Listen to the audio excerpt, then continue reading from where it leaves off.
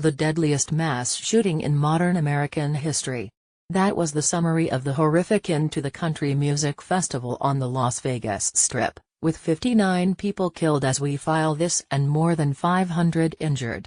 The early network reports were all news, but everyone knew what would follow immediately. An avalanche of liberal anger that gun control wasn't installed to prevent this from happening. The spirit of the fact-finding and objective media elite was characterized in a tweet from Cal Perry, a global editor for digital content at NBC News.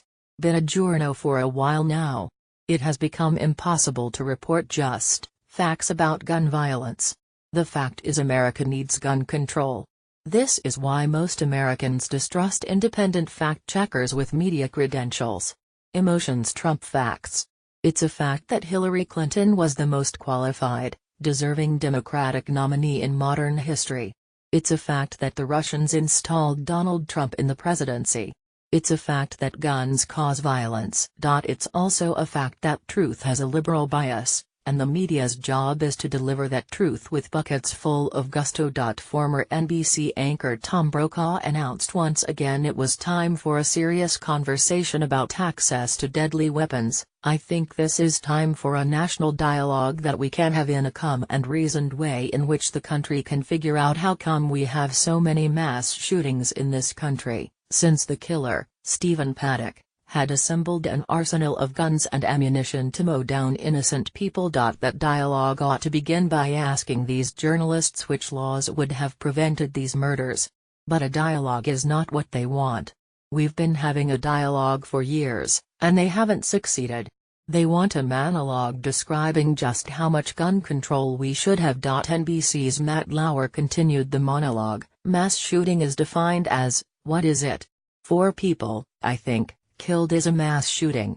And those happen almost every day in this country. Brokaw replied, they do happen every day, as a matter of fact, Matt. No. They don't. Not in the way that most Americans understand the term mass shootings. And any professional, fact-based journalist knows it. Emotions, trumping facts. For raw avoidance of the facts, there's always the late-night comedy lectures. ABC's Jimmy Kimmel, Democrat California, denounced congressional Republicans.